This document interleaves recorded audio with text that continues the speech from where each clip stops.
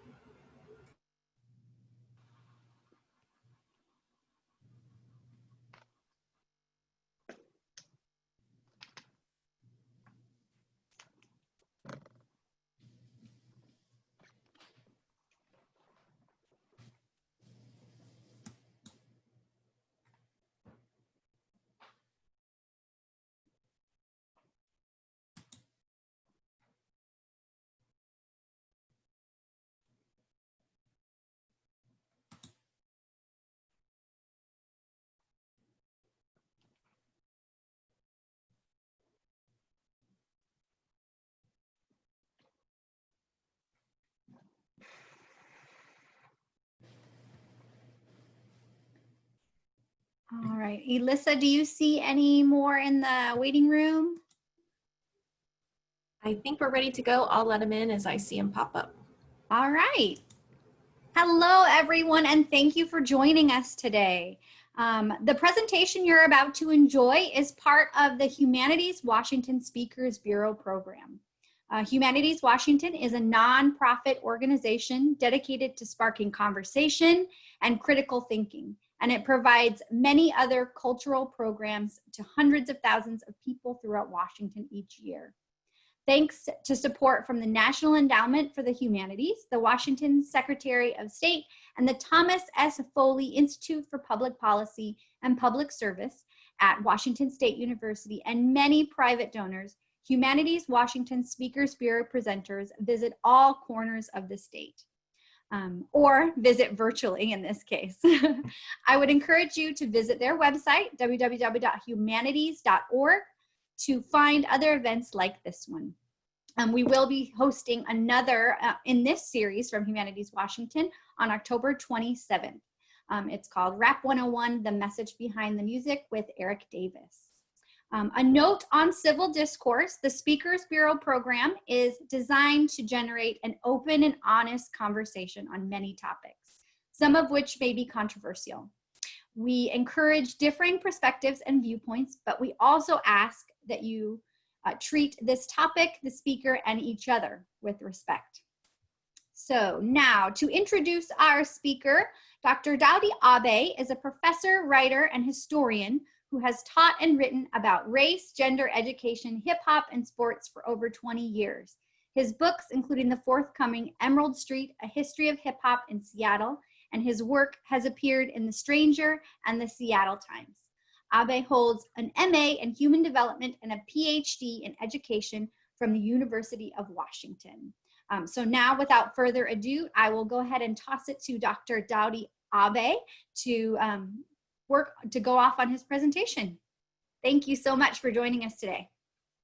Thank you. It's my pleasure to be here, and may I highly recommend Eric Davis and his presentation. Great guy, great topic, so definitely check him out. So the title, I should probably start off with the title, Why Are All the Black Kids Sitting Together in the Principal's Office? This is kind of a sample from the title of a book published in the 1990s by a woman named Dr. Beverly Tatum called Why Are All the Black Kids Sitting Together in the Cafeteria? And that was, kind of more about identity development. And so maybe a couple, 3 years ago, Dr. Tatum was on a tour celebrating the 20th anniversary of the release of her book. She came to Seattle, and I did a little kind of a warm-up workshop before her presentation, and then did an intro for her. And I titled the workshop, Why Are All the Black Kids Sitting Together in the Principal's Office? Obviously, it's a little bit of a play on the title of her book. And so we were talking before the introduction. And I was saying, well, I did this little pre-funk presentation before the main event here. And I was saying, it's called Why Are All the Black Kids Sitting Together in the Principal's Office, a sample on your book, on your book title, but I was just using it for this one time. And she was like, well, no, that's a question that you need to keep asking. That is definitely a question that needs to be pushed, prodded, and explored. And so she was a proponent of me keeping this title. And so this is kind of how this title comes to be for this particular topic. So as we begin, let us do a little bit of local critical race theorizing. Here's a question. How do we make sense of an area that has a long and historic progressive tradition, while at the same time also having some of the most pronounced law enforcement and educational disparities in the nation?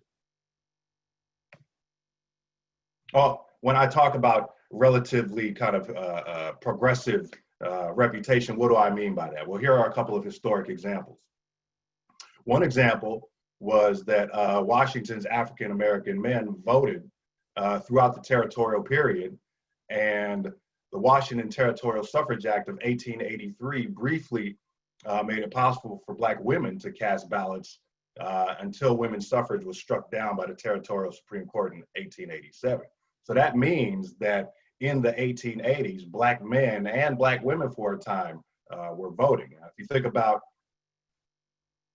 that being the case in other parts of the country, well, that was actually not the case in many parts of the country, even today, but that's a different story, different presentation. Another example is the story of a young man who in 1938 was Barry Lawson. Barry Lawson was a 26-year-old African-American waiter who worked in downtown Seattle at the Mount Fuji Hotel, actually. The building is still there on Yesler Street. So Barry Lawson, he works in this hotel, and he is found to be asleep. He is spotted asleep in a chair in the lobby of the hotel in which he works by 3 white Seattle police officers. Now, these officers approach and make contact with Barry Lawson. Now, this is in 1938. They make contact with him, and about an hour and a half later, Barry Lawson is pronounced dead at the hospital with a fractured skull. Now, the police version of the story said that the officers made contact with Lawson.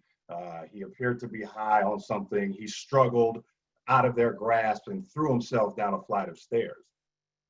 Well, the local Black community wasn't going for that story. And after a series of protest meetings at the police chief's office and in the mayor's office, these 3 officers were suspended. Then these 3 officers were fired. Then they were indicted. Then they were put on trial. And then they were found guilty, and each got 20-year terms in the case. Now, a couple of months later, a few months into the term, all 3 officers were pardoned by the governor of Washington at the time, and the last officer, as he walked out of prison, took responsibility for the death of Barry Lawson. Now, even though justice ultimately was not served in that case, the simple fact that it even got that far, this is 1938. I gotta be honest, I'm not even sure that I see a situation getting that far today, much less 80 plus years ago. So in that way, this area was a little bit different. So disproportionality was one of the terms kind of mentioned in the title of this presentation. Now, what do we mean when we talk about disproportionality? I have a pointer. Good, because I was supposed to highlight this part before the presentation and I forgot. So we have a pointer here, and this is from an article. So I teach a hip hop class at Seattle Central, and one of the units that we do is talking about the crack epidemic of the 1980s and kind of the manners in which hip hop reflected what was happening with that during the time. And the legislation, kind of the hysteric nature of legislation around sentencing back in the 1980s ended up creating what was known as the 100-to-1 rule. And that stated that you would get the same amount of prison time for 5 grams of crack as you would for 500 grams of powder. So you're getting more time for less drug possession. Now, this was then addressed in 2009 when the Obama administration rolled back that ratio. I think it's now like 17 to 1. But what I want what I want to point out is this portion right here, and it's breaking down drug use and court cases, right? So it's saying in 2007, Durbin said 82% of people convicted on crack possession charges were Black and 9% were white, although only about 25% of crack users are African American. So what that's saying is that 25% of the total people using crack are African American, but 82% of the people found or convicted on crack possession charges are Black. That is disproportionate. A more proportionate number would be around the 25% number that Black people represent in that population. So that's what we mean when we talk about disproportionality. And this phenomenon is not only found in the criminal justice system or in school, as we'll see a little bit later, but we can see here by this headline that even in the military, Black people are punished disproportionately, says a report. And it's interesting as you get a little bit into this report, and what they're talking about is the reason that, the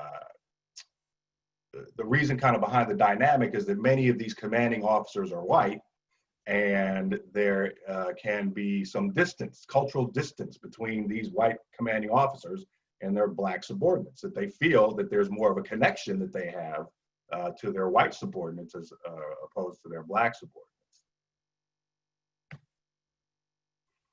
So going back to school, and we are just in going back to school season, and these days it's a little bit different just because of the dynamics and the hybrid systems that they have, and sometimes just online altogether. But certainly when school does return, and it will in physical form one of these days, for a lot of kids, that's going to raise a level of anxiety around facing discipline and spending time in the principal's office. As I said, Seattle is unique in a couple of ways. I kind of gave a couple of historic versions about the progressive side, historically speaking, of Seattle, but also there are problematic points here. And you can see that talking about the headline here being the Black-white divide in Seattle's gifted programs and the discipline rates are amongst the worst in the nation. Now, let me walk it back a little bit just to give a bit of historical context here. So we're looking at a headline from the Seattle Times in 2013. And it says, Feds probing Seattle schools' treatment of Black students. As the U.S. Department of Education investigates whether Seattle public schools discriminated against African American students by disciplining them more frequently and more harshly, the superintendent at the time promises to find more answers. So that's 2013. So let's take it back a little bit further, and this will take us back to 2001. And you see the headline here, Black students face more discipline. Black middle school students in Seattle public schools are 3 times as likely to be disciplined as students in other ethnic groups, and Black high school students are twice as likely to face discipline according to a new district analysis. Now, I was talking a little earlier, so this is a piece of the same article here. This is a piece here, a paragraph from that article. And this is getting back to what I was just talking about with disproportionality. And it's saying that while 23% of last year's high school students were Black, they accounted for 40% of those disciplines. For middle school students, 22% were Black, but they accounted for 46% of disciplinary actions. No other ethnic group showed such a gap. Roughly 2/3 of the punishments in both middle and high school went to males. So now we are bringing in, or it's not only an issue around race, but also there is a gender component to this discussion as well. Now, I want us to take a moment to think about a couple of terms that we are fairly common words and descriptors that we use in everyday language. And it's the idea of discipline versus punishment. And I think that some people use them interchangeably. I would argue that discipline has, if I think about what discipline means, at least in the context of this conversation, I'd say discipline has a little bit more structure and it's less punitive, obviously, the root word, for punishment or related word anyway. And just on a personal note, you know what I mean, as a kid who grew up watching TV in the 80s and Sunday morning Kung Fu theater, you know what I mean, discipline was always a big part of those movies in terms of practice and in terms of getting yourself into shape. So I generally look at discipline as generally speaking, as something that is more positive and is more constructive than straight punishment. So let me explain this article. This article was in response to this article, right? So this article came out, and then about a week or so later, there was a community meeting in response to that article. And so this is also from 2001. So I want to read the first paragraph. Okay, so this is from 2001. About 20 years ago, the Seattle Public Schools assigned a committee to look at why Black students were more likely than others to be suspended or expelled. But nearly 2 decades later, civil committee head and civil rights attorney Alex Stevens said in an NAACP forum last night, little has changed. Okay, so this is an article from 2001. They're talking about 20 years ago, which takes us back to the early 1980s. And if it was the early 1980s when the school district committee assigned a committee to look at the problem, that means that the problem had been bubbling up for a much longer time than, just the early 80s. So we're talking about an issue that goes back roughly 4 decades or so. And that is significant when you're talking about maybe 3-4 generations now, 2-3 generations of Black families that have had this intergenerational trauma attached to their experiences in Seattle Public Schools.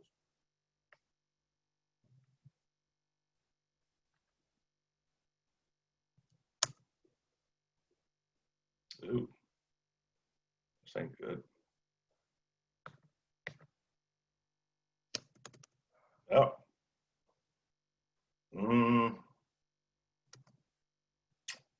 Haha.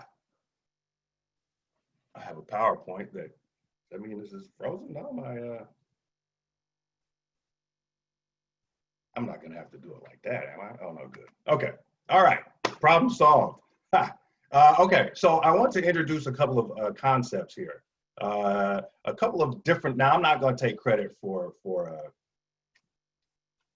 coming up with these distinctions, but it's just something I came across in doing research. The idea of subjective discipline versus objective discipline. So, in the interest of full disclosure, this is a quote from a book called Culturally Responsive Teaching by a woman named Geneva Gay, who was the chairperson of my dissertation committee. But anyway, so I'm highlighting here the underline and bold parts of this quote here. So she's saying, the discourse dynamics of European Americans are almost the opposite of African Americans. She's saying that European Americans believe that emotions interfere with one's capacity to reason and quality of reasoning.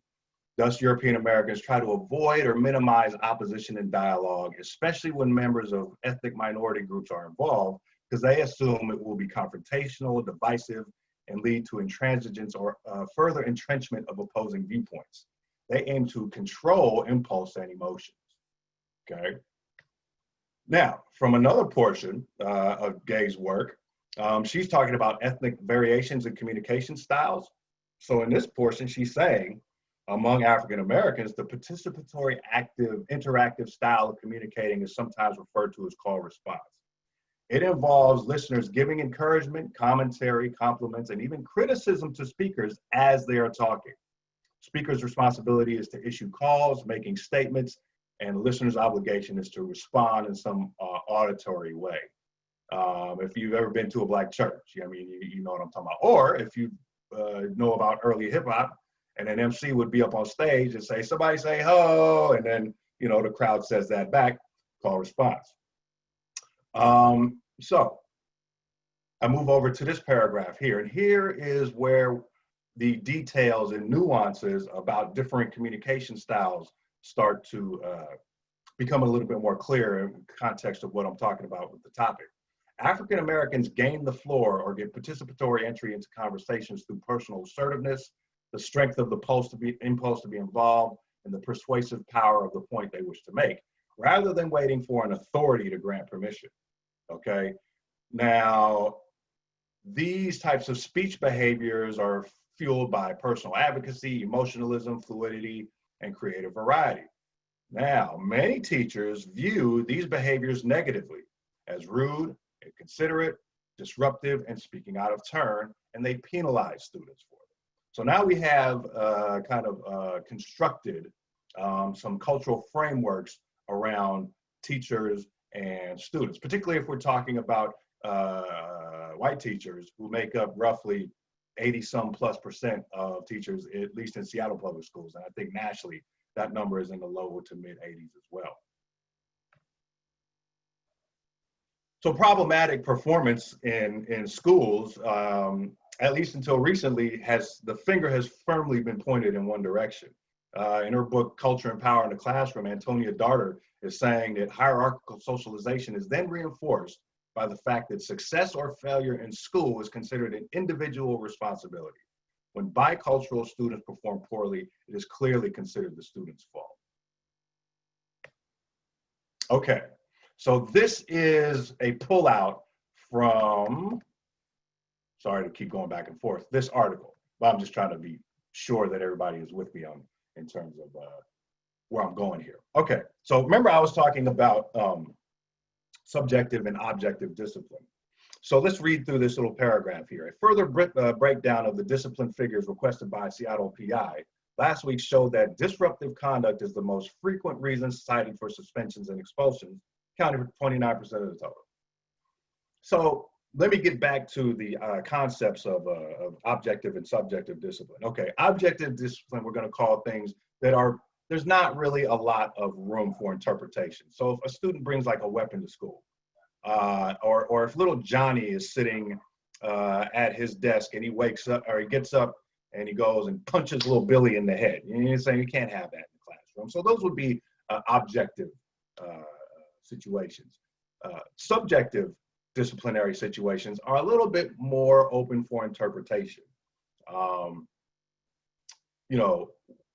What one may consider a disciplinary offense by one teacher in one classroom could be considered something very different in another classroom. So let's go through these and see if we can parse this out. It showed that disruptive conduct, the most frequent reasons cited for suspensions, followed by with fighting, following at 16.9%, disobedience at 16.7%, assault, rule breaking. At the other end of the spectrum, burglary, robbery, bomb threats count for 0.01. So we won't even really pay attention to those. But we'll go through this and kind of see if we can separate these into the two categories. I'm going to argue that disruptive conduct is a subjective disciplinary offense, okay? As we go to fighting, I'm going to put fighting under objective, okay? Disobedience, I'm going to put disobedience under the subjective category. I'm going to put assault under the objective category, and I'm going to put rule breaking under the subjective category. I have been in a lot of classrooms in my time, and I've been literally in some classrooms that had so many rules on the wall, I was breaking like 4 of them as soon as I stepped in the door. So if we look at the numbers here, disruptive conduct, the subjective numbers. Disruptive conduct, 29%. Disobedience, 16%. And rule breaking, 7%. Now, math wasn't my major in college, but I think that 29 plus 16 plus 7 equals more than 50. So what we're saying here is that more than half of the reasons given by teachers for the suspension and expulsion of these African-American students fall under the subjective category. Now, am I saying that there are no kids who are being sent out of class who are disruptive? No, I'm not saying that. Am I saying that there are no kids being disobedient or that there are no kids being breaking rules. No, I'm not saying that at all. But what I am saying is when that subjective discipline accounts for more than half, that's enough to start asking questions. And we're not really only just talking about students either. A breakdown of the race and ethnicities by a teacher in Seattle Public Schools shows that while there are only 160 African American students, 5.6% of that population received an unsatisfactory evaluation on their teaching. That's disproportionate. And I will also add that if you think that children are unaware of the dynamics that exist in a building, particularly as it relates to these kinds of working conditions, I think you're not giving kids enough credit for being aware of situations that they are a part of. So then what are some of the student responses when they face situations like this? Well, we have what I'm going to call academic self-esteem and also cool pose.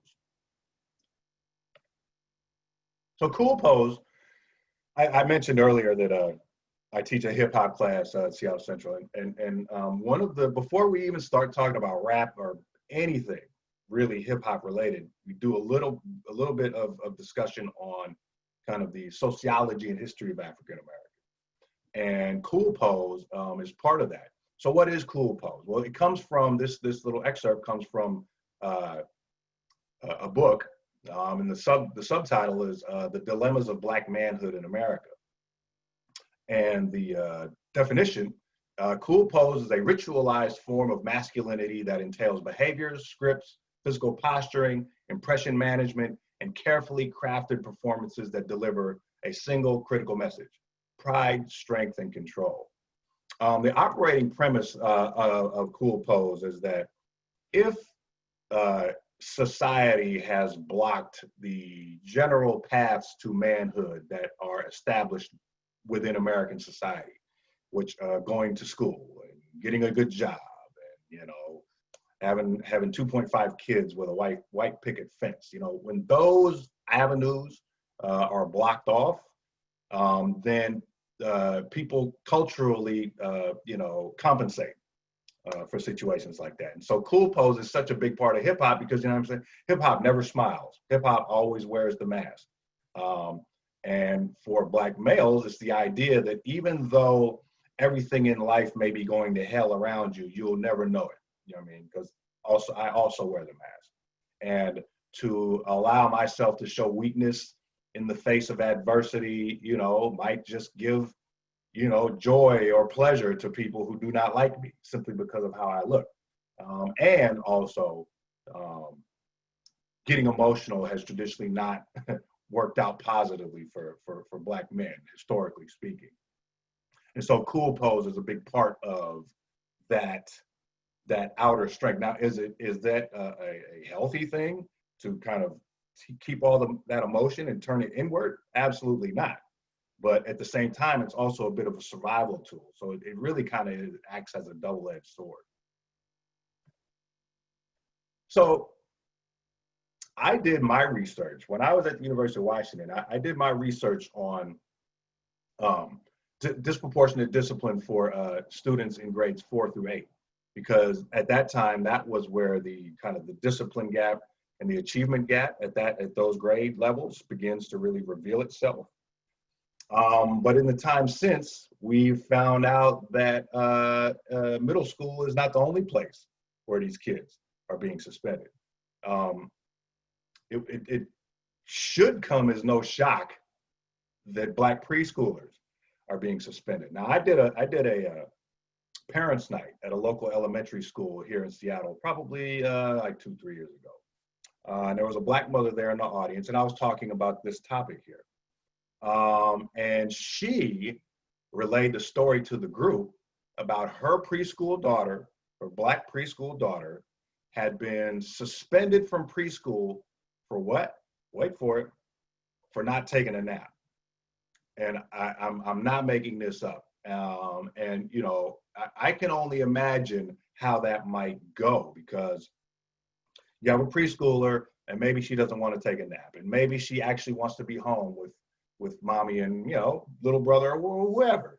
And so this preschooler finds out that not taking a nap is a way to get to go home and that kind of thing. And then all of a sudden you have a preschooler with a file of suspensions that follows them into kindergarten. And these student files follow some people around like arrest records.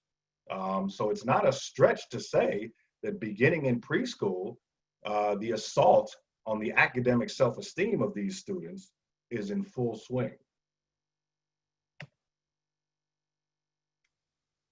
So I think the idea of academic self-esteem going lower and cool pose coming up will have a lot of students being like, well, you know, obviously that kid doesn't care. The teacher's interpretation of the battering of a student's academic self-esteem and the defensiveness around that with wearing the mask, with the cool pose, can be read and is often read by teachers as an indifference toward education.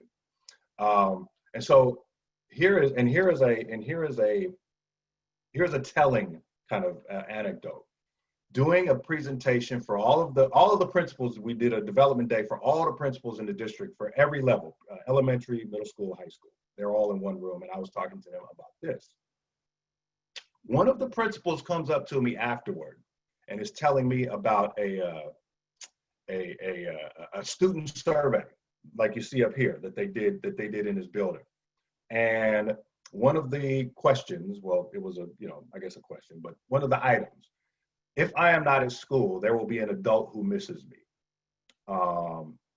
This principal told me that after they disaggregated the data and looked at different groups, how they responded, that 80% of the Black students in his school answered this with no. 80% said that if I'm not at school, there will not be an adult who misses me. So then I pulled this from a Seattle Public Schools document. It's a big folder. It's called Maximizing Instructional Time by Supporting the Whole Child from Seattle Public Schools. And it has like a list of student rights and responsibilities. One of the student rights, see if you see the connection of where I'm going with that last slide and what some of the expectations of student rights and responsibilities. Here's a student right to be known and cared for at school. Well, we just heard from that principal who said that 80% of his students, Black students, did not feel cared for, did not feel known at least enough by an adult that they would be missed. Here's another one, student responsibilities. Share with a trusted adult at the school when they are experiencing emotional and or physical stressors for the purpose of obtaining resources or support. I agree, that is what you want. But again, if we're dealing with students who are struggling with their academic self-esteem, this is a big ask. Another student responsibility, advocate for their educational, cultural, social, and emotional needs. Again, ideally, we do want to raise students who advocate for themselves and their education in this way. However, if you're not taking into account the issues, the intergenerational trauma that can affect students and manifest itself in the classroom in a variety of ways, then you are not taking a realistic kind of holistic view about getting students to become advocates for themselves. So what are some strategies then? Well, one thing that I have to say is I have heard this statement from many more teachers than I can remember. And it is something that I have had to just shut down immediately when I hear it. Because I'm not gonna say you're lying when you say this, but I mean, it's real difficult given that we've all grown up in this country and given all the race, the messages around race that are pounded into our head, it seems hard to believe. But even if you want to stick to that, it is a completely privileged point of view because historically people of color have had to see color as a matter of survival. So in a lot of ways, when teachers are saying that, they are starting at a point of invalidation for their students of color.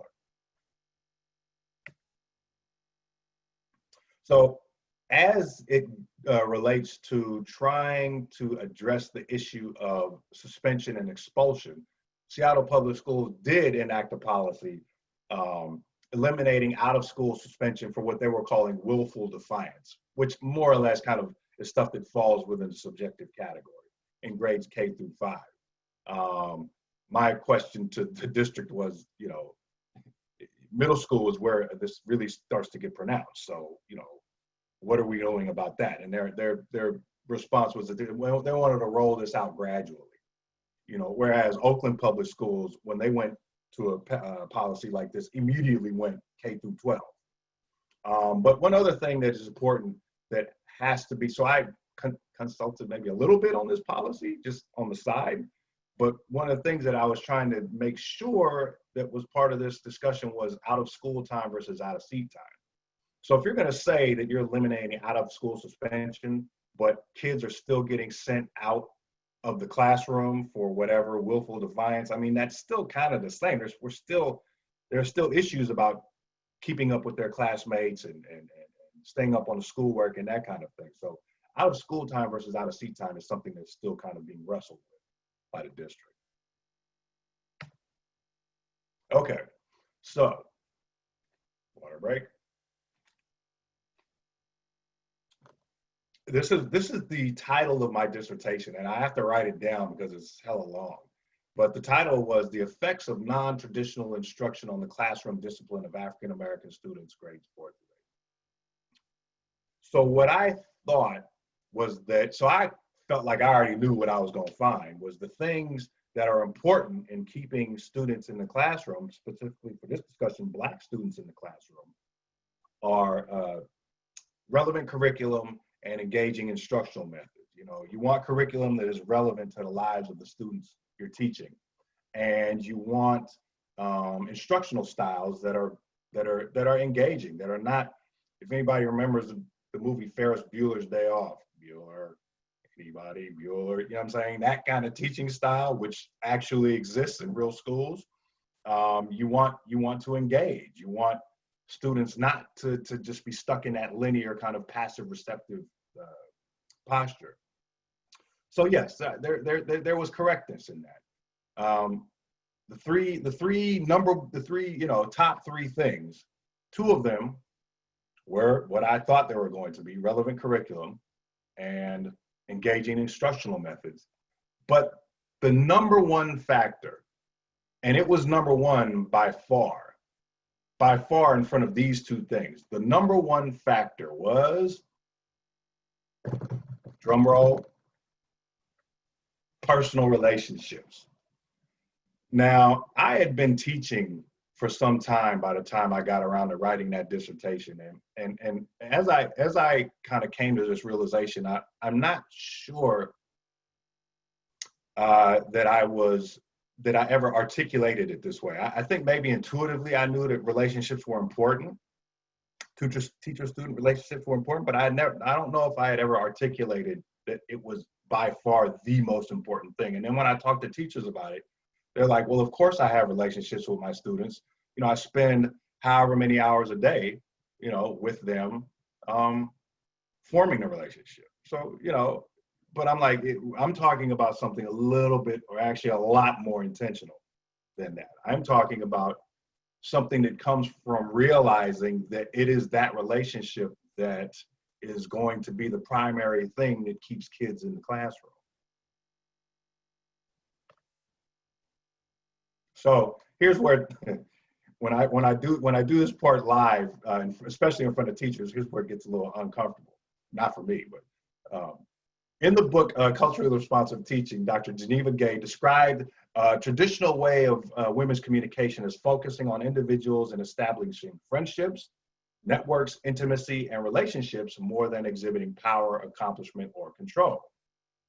So, given roughly 90% of teachers in Washington state are women, an uncomfortable question emerges.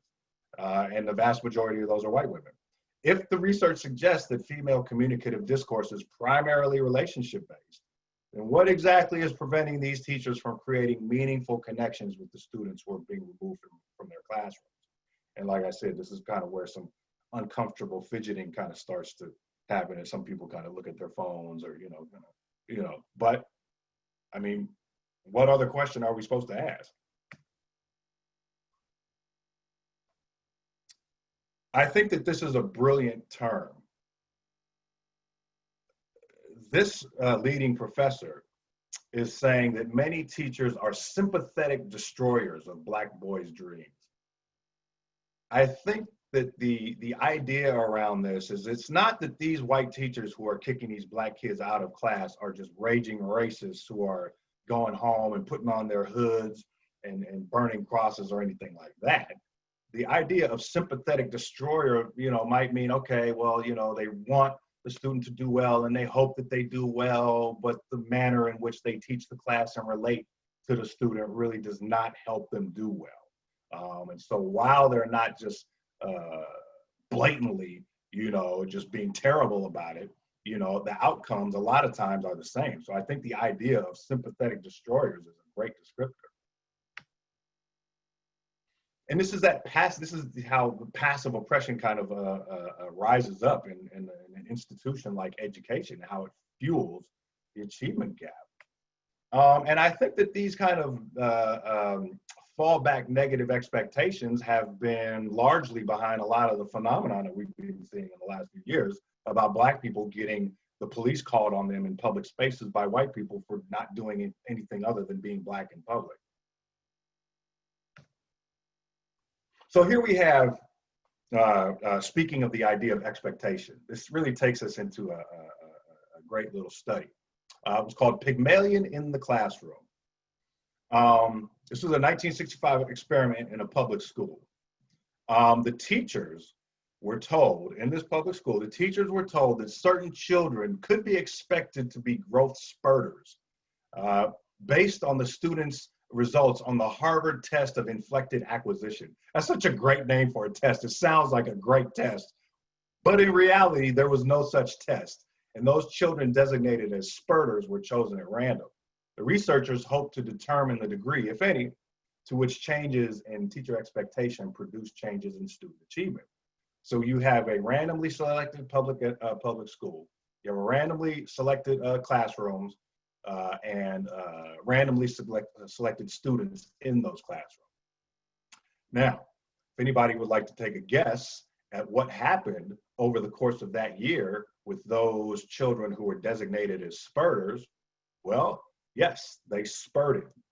But what the researchers found that was really one of the most interesting pieces of this was that in their observations of the interactions between the teachers and the spurters, okay, it was not that the teachers were spending more time with the spurters than they were with the other students who were not spurters, right? They were spending the same amount of time with those students as they were with the spurters as the non-spurters, right? So what does that tell us? That tells us that it is more about the quality of the interaction as opposed to the quantity of interaction. And if you've ever heard the term, success is a function of expectation, well, I think that failure can be a function of expectation as well. An analysis of Native Americans at the Warm Springs Reservation in Oregon talked about that many of the achievement problems of the students in this study derive from interactional and procedural protocols of teaching rather than the substantive content of what was taught. In other words, how teachers talk to students interfered more with their academic engagement than the topics being discussed. And you know what I mean? You don't have to tell a student, little Bobby, I don't really think you're that smart, or I don't think you're college material. A teacher doesn't have to explicitly say that to a student for a student to get that message from that teacher. And so I think that a couple of things are important to remember. Just being a person of color is not an automatic qualifier to be effective with students of color. I taught at a predominantly Black school, K through 8 Black school in the 1990s in the South End of Seattle. And I saw firsthand how really devastating it can be for a Black student who has maybe had struggles and finally gets to a point where they have a teacher that looks like them, but the outcomes are still the same. There's no difference And I think that it's also important to have regular professional introspection and necessary for us all, but especially in those gatekeeper occupations like teachers and police officers, for that matter. And like I was saying earlier about that quote from Antonia Darter from Culture and Power in the Classroom about the finger being pointed at students when they fail, it has only been within the last couple of decades that the look has been starting to turn towards teachers, like, you know, how did you contribute to this failure? What is it in your cultural disposition within the classroom that is perhaps an additional factor to what's going on and not what's not going right for these students? So I was just saying that this is the same thing. I was saying the same thing about police officers and how these conversations are only now recently being had. And that having these conversations with teachers has kind of led into work up at the Washington State Criminal Justice Training Commission, which is the state police academy, where all people who are hired by police agencies around the state come for training. And they go there for how long? They're there for 5 months. And then they're on the street with a gun. And so now, just recently, we're just now trying to institute permanent history of race and policing curriculum that will be not only a part of classes for cadets that are coming in, but also be served as professional development for veteran officers who are already out in the field. So early on in my career, I was saying I started teaching at a predominantly Black school in the 1990s, when I really had no idea to be. I literally fell into the profession. And I was challenged by somebody at that school early on. And he said I was going to have to decide, am I a teacher who's Black or a Black man who's a teacher? And I think that there's some difference there. I would say that a teacher who's Black tries to do what they can and, you know, picks up the check, and then they go home, and then, you know, more or less that's kind of it. You know, like I say, you do what you can, you know. But I think if you're a Black man who's a teacher, you are being reflective on the fact that you are participating in an institution that has had historically unfavorable outcomes for Black kids and lots of students of color. And I also think that this is not only a question for Black people or people of color to ask themselves. I think that every teacher who goes into the field should be asking themselves this question, only in the sense of, what level of consciousness am I bringing to the classroom on a daily basis? Or am I just here to see what I can do, try to do my best, and then pick up my check and then just be done with it? Because what we're really talking about here is the school to prison pipeline. I did a presentation at the Monroe State Penitentiary for the Black Prisoners Caucus, talking about this topic. Man, about a dozen of those cats came up to me and got at me afterward, talking about how their path to lockdown started with a series of these, subjective type of disciplinary incidents right around that middle school time. Like literally walking and talking examples of the school to prison pipeline. And we see it in schools all the time. I mean, these are pictures from a couple of years ago from a Black girl. I think she was high school. I want to say South Carolina. And, you know, she was being obstinate. She was like sitting at her desk, just looking at her phone, ignoring the teacher, refusing to leave the classroom. And so this police officer comes in and literally body slams her in her desk and drags her out of the room. Another example from not that long ago, a 6-year-old girl in Florida arrested, put in handcuffs for hitting staff members. I mean, really, it is what we're talking about here is the criminalization of non-criminal behavior. So it doesn't just stop in middle school or preschool or, you know, the levels that I've been talking about here. This is an example. This is a slide from a project that we did at Seattle Central, maybe about 8-10 years ago or so. And it was in response to data coming out at Seattle Central that Black male students were the least retained population on campus. So what we did was created a program called The Village, and it was a regular meetings point for these Black male students to have a place to form community. And so you can see kind of the results that came out of this project, and the things that stood out and helped them be successful were the things that we've been kind of talking about through this entire presentation. It's community, it's resources, it's empowerment, it's validation, it's fellowship. I mean, these are regular themes that come up for all students. I mean, I think these are things that all students enjoy and help them become better students. It's just that the front and center nature of the struggles of Black students in the traditional institution of education has been going on for such a long time and continues to. And only now in the last few decades are we really digging our hands into the kind of research that can give us answers and also be guiding points for teachers who really want to try to make change.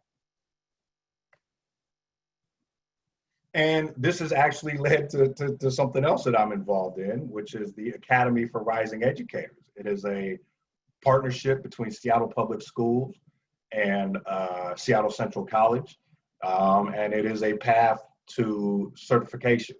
So 12th graders, graduating 12th graders from any Seattle Public High School can come to Seattle Central, become part of the program. Seattle Public Schools has a partnership with Seattle Colleges has a great program called Seattle Promise, which means 2 free years of college at 2 free years of tuition at Seattle Central.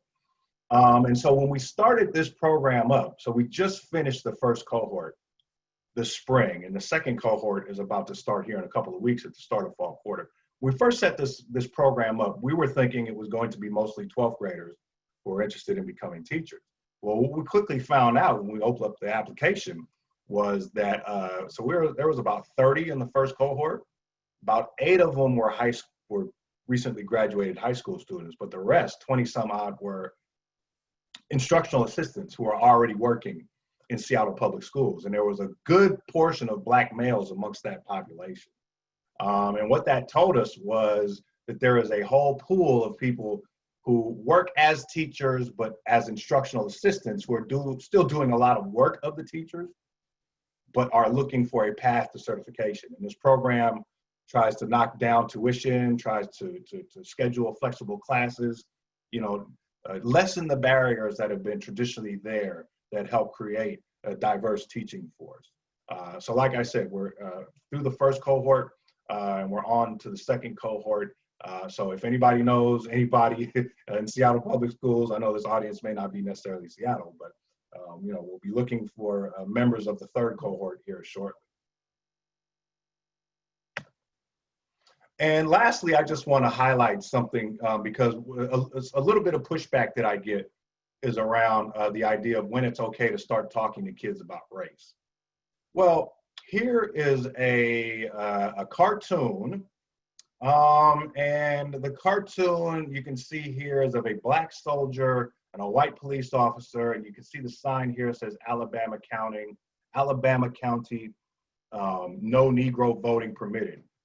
Remember when I was talking earlier about Black people in Washington State voting in the 1880s?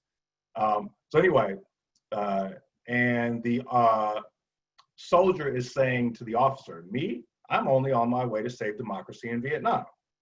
And so you can see that this is copyright from 1965. So we're talking about the Vietnam era. And so some of the questions down here to illustrate discussion around the cartoon: how many children like cartoons? Sometimes, although it makes us laugh, a cartoon has a serious message. Let us look at this cartoon, study it carefully. What does the sign say? Who are the 2 men in the picture? What does the caption of the picture mean? And all of these kind of critical questions around this cartoon here. And so now you may be asking, well, who is this? Who is the intended audience for this particular lesson? And what I will say is this comes from a Black Studies curriculum that was gifted to me by a former colleague who used to work in New York. Grade kindergartens grades kindergarten and grades 1 to 2. So what we're saying here by pulling this out of this curriculum guide is that kindergartners, first graders, and second graders were having critical analysis around what that cartoon was actually saying. So I'm just saying all that to say that early grades is not too early to start talking about these issues, and not only how they affect us in our everyday lives, but also the impacts that they can have on students and on teachers as we kind of interact with each other and try to figure out the best ways moving forward to make school truly equitable for everybody. Because I'm saying this, college may not be for everybody, and college is not for everybody, and that's okay. But what we have right now is too many students who are having that decision made for them before they even get out of high school, before they even get to high school, that the decision is being made that college is not for them. So the decision has to be left to the individual, and the individual has to be nurtured in such a way that college still seems like a realistic opportunity, you know, once they get later on into the primary, middle school, and high school. So there we are.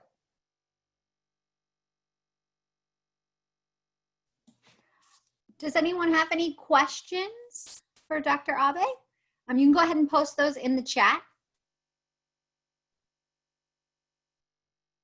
Can we just ask without posting, or do you want us to post in the You chat? can go ahead and ask, that's fine.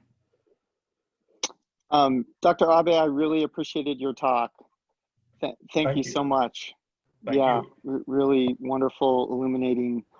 I grew up in Seattle area, but have been out here teaching for 22 years in the college, the community college. But so many things that you said just struck me, you know, thinking about like the autobiography of Malcolm X, right, in that pipeline. Yep. You know, it's just such a perfect example. It's a book I've assigned before to students.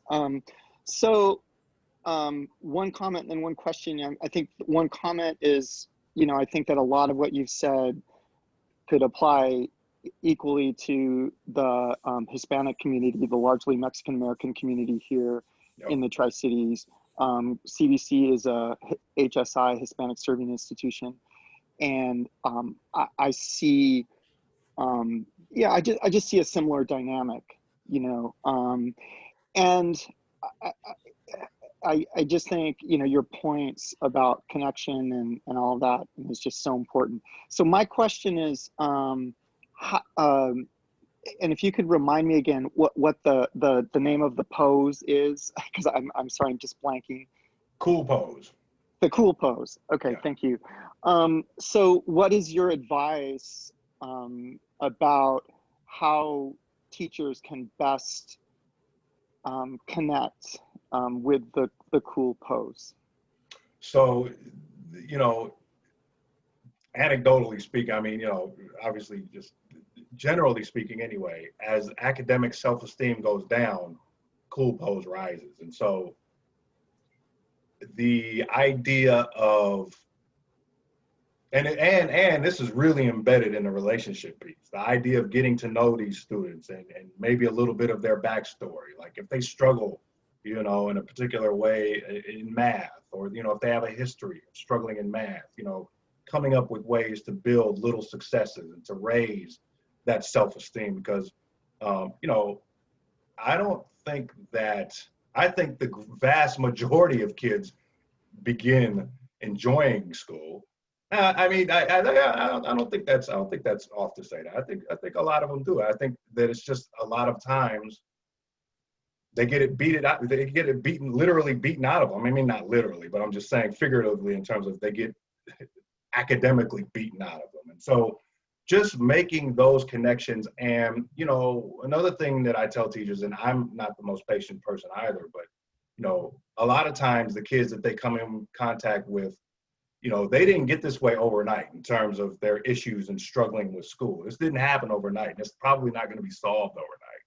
But if you're just trying to take stock in where the kid is and how the kid is feeling about themselves, I think just that gradual build up and being also conscientious about how you talk about kids or how kids are spoken about in teachers' lounges, I think that can be really problematic.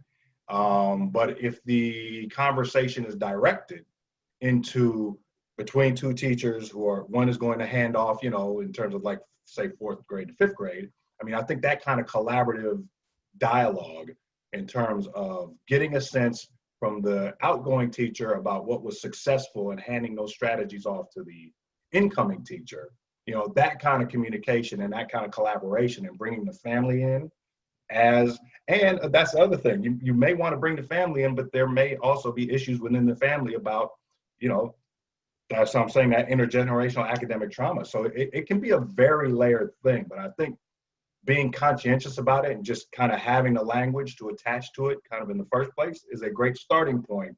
And then you kind of go out on that individual kind of student by student kind of learning quest, like most teachers do anyway. I mean, I think most teachers do a pretty good job of getting to know their students, but being intentional about building up successes and building up that self-esteem is really, really crucial.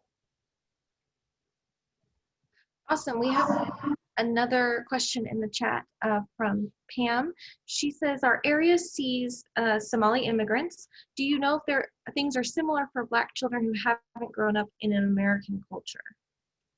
There are some similarities.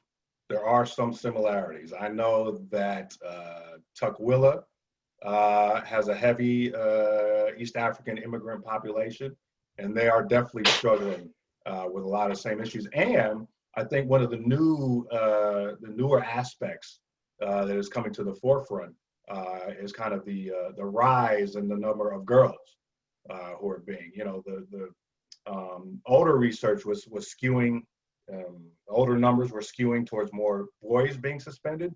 Newer numbers are saying that there are more and more girls who are being suspended and expelled. So yes, there are similar problems, yes, in other districts. This is a nationwide thing we're talking about. Thank you. A question from Mike. What effects do you foresee in the new discipline rules in place since last year to make the practice of discipline more equitable? You talking about the Seattle policy? I assume, if Mike wants to jump in, I assume that's what he's talking about. Okay. You know, it's still, the numbers are still not great. In fact, the numbers, I think in 2019 were worse than they were in 2018, those disciplinary numbers. So that just goes to show, even knowing the problem is there and being able to do something about it are two really different things. So this is a slow moving issue that I've been, you know, fairly relentless discussing around Seattle, you know, and talking about Seattle Public Schools. So it takes time, you know what I'm saying? Culture change takes time. Shifting the way in which kids are taught and the way in which teachers are expected to teach. See, so this is like kind of like an example. So trying to be as intentional as we can with the Academy for Rising Educators thing. One thing that when I started teaching higher ed, I was disturbed by, bothered by a little bit, was the fact that so many teachers in higher ed had never had any never learned how to teach. And so having like a PhD or a master's degree and having this mastery of knowledge content in a specific area, but being able to explain that and communicate that effectively to students are two different things.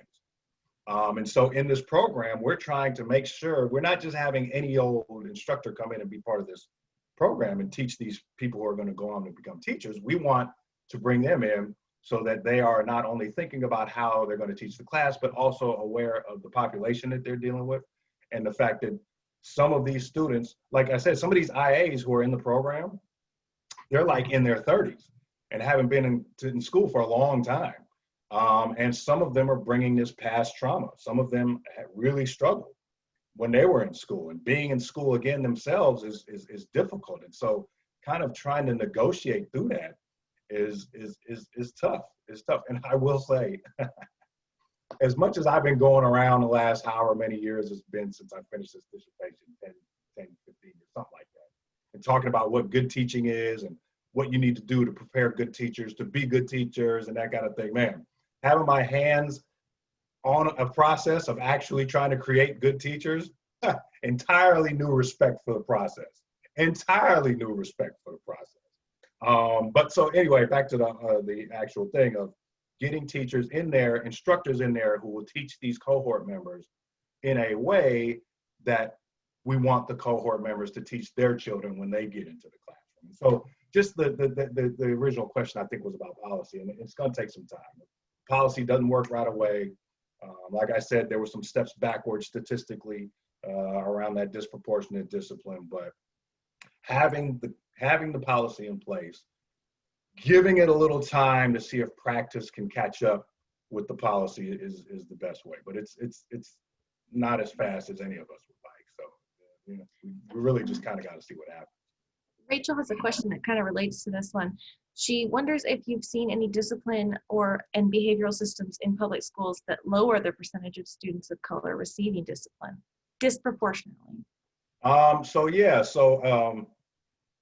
Oakland has a program called Kingmakers, and that's really what they do there. It's really, really hands-on, really cultivating relationships, and they've got statistical evidence that level of connection and support for Black students in Oakland public schools. You can look up Kingmakers, and I'm sure they have reports and kind of data to back up their work. But yes, there are programs out there that are showing good promise, and it's not rocket science. The programs that are doing a good job are the programs that are emphasizing relationships and really, like I said, leaning into what it is the kids need. In a general sense, but also in a specific sense about that esteem and how you view yourself. It's so often with that academic self-esteem, it's like, how do I view myself? Am I smart? Am I college material? Do I really belong here? Answering those questions, and so that they feel that they can answer those questions in the affirmative is really kind of the basis of that relationship. Thank you. I think we have a lot of teachers in here tonight. Excellent. Catherine wants to know if you can tell us a bit about different expectations of eye contact in white American culture and Black American culture, and how this further enables misunderstandings between white teachers and Black students. So I know that, well, in some cultures, the whole idea of eye contact is related to respect. Where in some cultures, children are not supposed to make eye contact with adults when they're being spoken to.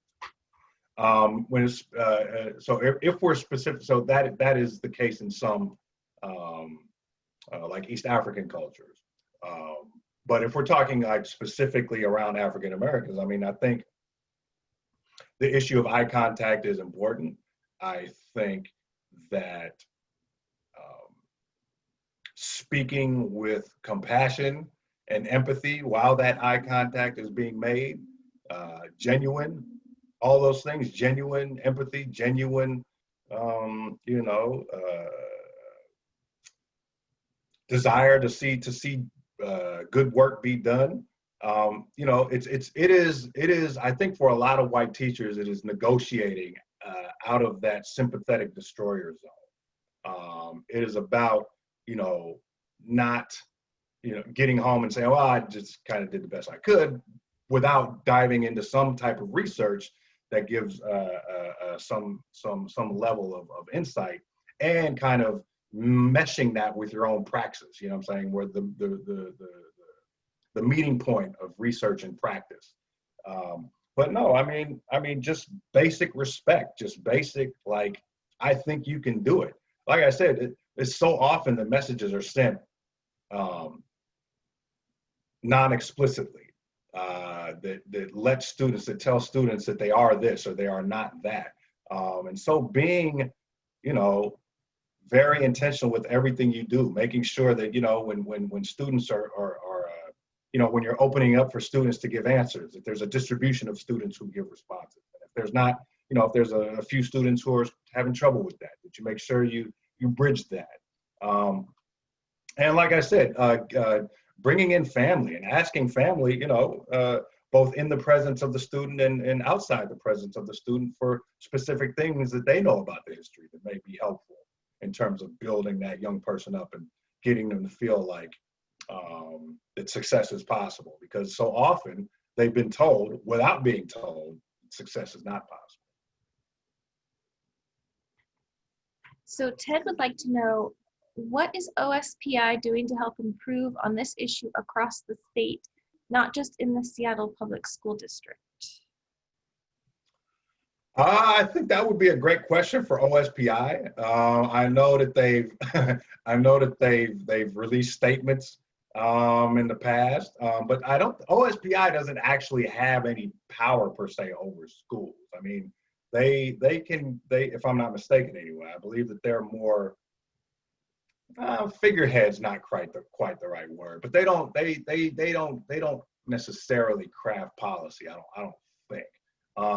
But that's actually a good question. I mean, they may have some new stances and positions that are a little bit more aggressive than things that they've done in the past. But I'm not sure of that. So I guess I'm just kind of dancing around the answer to that question because I'm not exactly sure what OSPI is doing specifically around efforts around this. Annie would like to know, what was your childhood academic journey like, and how did you decide to become a teacher? My academic journey was really uneventful. I mean, I was always a self-manager. I was fortunate enough to have two parents who graduated from college, and so college was just always, it wasn't even really something I thought about in terms of like whether I would, but I just did. And I was someone with high academic self-esteem and somebody who was just, it was pretty uneventful. I mean, I wasn't like straight A's off the board or anything like that, but I did okay, good enough. And so, but the funny part is how I became a teacher, and that is literally, the person who was literally responsible for that was a friend of mine who passed away recently, and I was speaking at his funeral, and I was saying that I went to college and I went to undergrad in the Bay Area and studied economics, moved back up to Seattle and was living in a house on Beacon Hill with this friend and a few other friends and didn't have a job yet. At that time, he was working as a preschool teacher at the school I would end up teaching at, Zion Preparatory Academy. And he was like, you should apply, you should, write a little letter of introduction and apply to teach at this school. And I was like, man, I don't know anything about teaching. I did economics, man. I didn't do teaching. He was just like, you have a degree, just do it. So I did it. And what I said at his service was, if you're lucky in this life, you have friends who see things in you that you don't see in yourself. And if you're doubly lucky, those friends are in a position to do something about it. And that was a situation where this friend of mine, Simon, saw something in me that I didn't see in myself and was in a position to take action. And literally everything that I've done from that point on professionally is a result of that interaction, of me going in, me writing a letter, going in, seeing Brother Doug Wheeler. He was the principal, had an interview. The next day I'm teaching a 3rd and 4th grade class. And everything that has happened from that point on, taught there for 8 years. While I was there, I got certified and earned a master's, and then left Zion and went full-time into UW. Have been teaching at Seattle Central, and now it's incredible. And now I'm involved in a program that's trying to raise teachers and students. I mean, it's incredible. All of this book, Emerald Street, this book about Seattle hip hop, all of this, the hip hop class at Seattle Central, man, all of it started with me teaching that 3rd grade class at Zion, man. It's incredible. That was our last question. Oh, so maybe someone wants to. I heard someone's mic, maybe not. Well, thank you so much. As mentioned in the chat, Dr. Abe did let us record this, so it will be available for those that want to share it and revisit it. So thank you so much for letting us do that. And My pleasure. yeah, I think that's anything else. We will be sending out a survey. If you guys, I will be emailing it to you and putting it in the event on Facebook. So if you wouldn't mind taking the survey, that helps Mid-Columbia Libraries and Dr. Abe. Go ahead. Shameless plug. Yes. Emerald Street, A History of Hip Hop in Seattle with foreword by Sir Mix-a-Lot from Okay. University of Washington Press, coming out on November 15th. All right. I will ask our librarians to order us some copies. Is it digital and physical or just physical? I think it's both, but I'll check with the people at the press. Yeah. Usually with them it is both, but I don't know. You know. We should be getting it in our collection. Yes. I've already spoken with our nonfiction selector, and they Perfect. should be purchasing it for our collection. I'm gonna come down there one of these days and sign it. Okay, cool. You know, our signed books usually get swiped though, so Oh, we'll have to keep it behind special. the special collection section. Yes. Awesome. Okay. Well, thank you you. all again, yes, for joining us today. And we hope you check out our next lecture with Humanities Washington on October 27th with Eric Davis. Professor E. Mhm. And thank you, Dr. Dowdy Abe. Thank you. We really appreciate your time. Thank you. Good night, everyone. Good night, everyone. Have a great day or Bye. evening. Peace out.